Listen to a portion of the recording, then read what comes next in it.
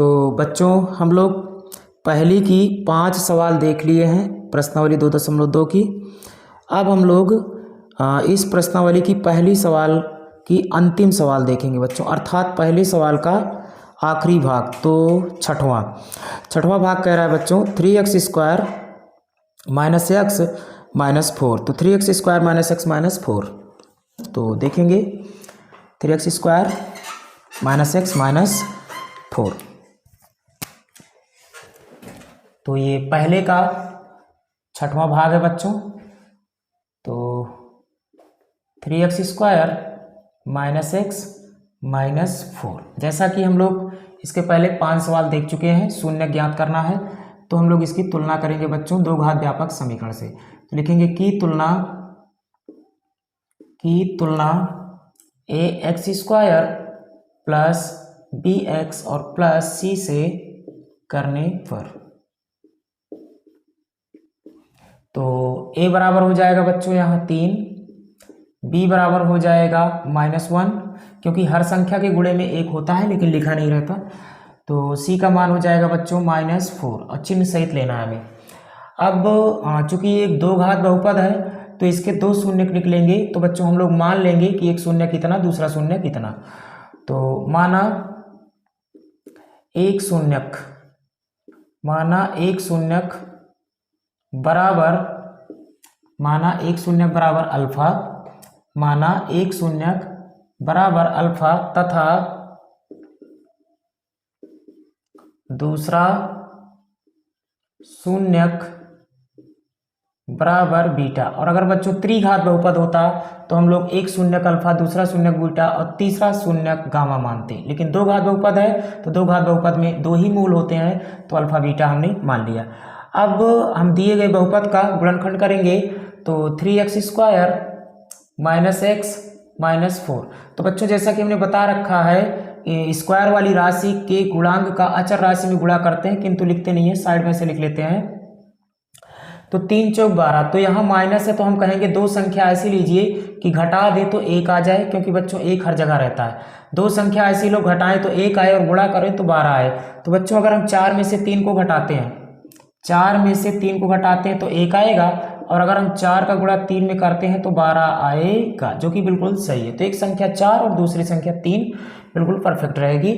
तो this implies that 3x square minus, तो 1 को हम लिख सकते हैं बच्चों 4 माइनस 3, 4 में से 3 घटाओगे तो 1 ही आएगा, x यहाँ लिख लो, और उसके बाद -4 जैसा का तैसा।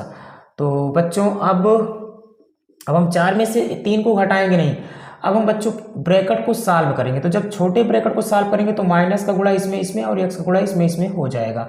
तो 3x स्क्वायर जैसा का तैसा, माइनस प्लस माइनस तो 4x हो जाएगा, माइनस माइनस प्लस तो 3x हो जाएगा और माइनस का 4 हो जाएगा। अब इतने में बच्चों हमें अलग कॉमन लेना है और इतने में अलग कॉमन लेना है। तो हम लोग देख रहे हैं कि 3 इसमें है किंतु इसमें नहीं है, और 4 इसमें है किंतु इसमें नहीं है, और x इसमें दोनों में है, तो x कॉमन होगा बच्चों। तो x कॉमन निकालेंगे तो यहाँ 3 बचेगा, और x से x कैंसिल, एक x से एक x कैंसिल हो जाएगा तो एक x भी बचेगा। तो प्लस माइनस माइनस 4 यहाँ बचेगा हमारा 4, और x से x कैंसिल हो जाएगा। अब यहाँ देखो तो 3 इसमें है लेकिन किंतु इसमें नहीं है, और 4 इसमें है किंतु इसमें नहीं, x इसमें किंतु इसमें नहीं। तो बच्चों इसमें कुछ नहीं दिखाई दे रहा है तो 1 होगा, 1 हर संख्या में रहता है। तो हम लोग 1 कॉमन लेंगे तो 3x का नाम 3x और प्लस माइनस माइनस 1 चौको 4। अब पूरे में कॉमन होगा बच्चों 3x माइनस 4 इसमें इसके साथ भी है और 3x माइनस 4 इसके साथ भी है। तो हम लोग 3x माइनस 4 को कॉमन लेंगे तो ये हो जाएगा x प्लस 1। तो अब एक बार इतना के बराबर 0 और एक बार इतना के बराबर 0 हम लोग दिखाएंगे बच्चों। तो हमारा हो जाएगा 3x, दिख रहा होगा आप लोगों को, तो 3x माइनस 4 बराबर 0, और ये हो जाएगा x plus 1 is equal to 0। तो x इज इक्वल टू हो जाएगा बच्चों +1, तो +1 का पक्षांतर होता है तो -1 हो जाएगा। तो एक x का मान ये आएगा और यही हमारा शून्यक होगा बच्चों। तो 3x -4 को उस तरफ भेजेंगे तो +4, और 3 गुणे में है तो जो संख्या गुणे में होती है पक्षांतर के दौरान बटा में हो जाती है, तो हो जाएगा 4/3। तो दूसरा शून्यक बच्चों हमारा ये होगा। शून्यक कोई और नहीं बच्चों x का मान ही होता है। तो हमने एक शून्यक अल्फा मान रखा है तो अल्फा बराबर हो जाएगा बच्चों 4/3, और दूसरा शून्यक हमने बीटा मान रखा है तो बीटा बराबर हो जाएगा बच्चों -1। तो एक शून्यक हमारा आ गया बच्चों 4/3 और दूसरा शून्यक हमारा आ गया -1। तो यही हमारा एक आंसर ये हो जाएगा, दूसरा आंसर ये हो जाएगा। किंतु ये सही है कि गलत बच्चों, इसके लिए हमें किताब में कहा है एनसीईआरटी में आपके कि सत्यता की जांच कीजिए। तो सत्यता की जांच यदि हम करते हैं तो क्लियर हो जाएगा, स्पष्ट हो जाएगा कि जो हमने अल्फा बीटा का मान निकाला है वो सही है कि गलत। तो आंसर देखने की आवश्यकता नहीं होगी। तो एक तरह से ये उपयोगी भी है बच्चों, सत्यता की जांच। परीक्षा में आपको काफ़ी इसका लाभ मिलेगा। तो आप समझ जाएंगे कि इस सत्यता की जांच करने के पश्चात आप समझ जाएंगे कि हमारा आंसर बिल्कुल सही है, तो संतुष्ट हो जाएंगे। तो सत्यता की जांच हम लोग यहाँ से निकाल रहे हैं। तो सत्यता की जांच, और यदि कहा है बच्चों सत्यता की जांच तो आपको करना ही पड़ेगा। अगर आप छोड़ देते हैं तो फिर नंबर कट जाएगा। तो सत्यता की जांच, तो बच्चों दो शून्यकों का योगफल और दो शून्यकों के गुणनफल के द्वारा हम लोग सत्यता की जांच करेंगे, जैसा कि हमने इसके पीछे 5 सवालों में बता रखा है। तो यहाँ भी करेंगे। तो एक सूत्र है बच्चों, इसे याद कर लेना है। शून्यकों का योगफल क्या होता है, शून्यकों का गुणनफल क्या होता है, ये दोनों सूत्र आपको याद कर लेने हैं। तो शून्यकों का योगफल, शून्यकों का योगफल बराबर -b/a। अब तो आपको पता चल चुका होगा। तो एक शून्यक अल्फा है बच्चों, तो अल्फा लिखेंगे।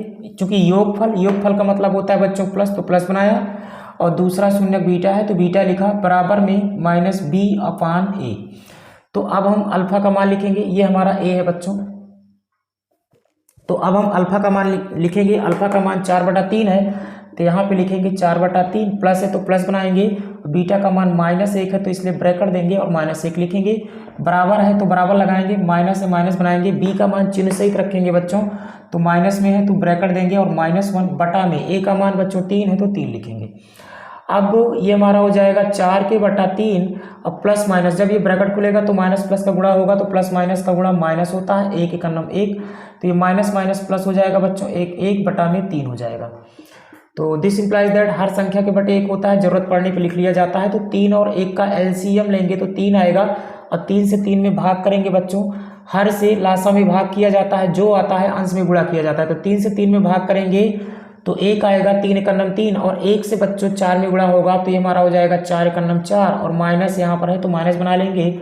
अब हर से 3 में भाग देंगे तो हर 1 है तो 1 से भाग देंगे 3 में तो 3 आएगा, और 3 का गुणा 1 में करेंगे तो 3 × 3 बराबर 1 के बटा बच्चों 3। तो दिस इंप्लाइज दैट +4 में से माइनस का 3 जाएगा तो प्लस का 1/3 बराबर 1/3। तो हम लोग देख रहे हैं कि दोनों पक्ष बराबर है, मतलब दो शून्यकों का योगफल बिल्कुल, दो शून्यकों के योगफल से तो दोनों पक्ष बराबर है, मतलब ये दोनों सही है। तो दूसरा वाला भी हम लोग बच्चों चेक कर लेते हैं। तो दो शून्यकों का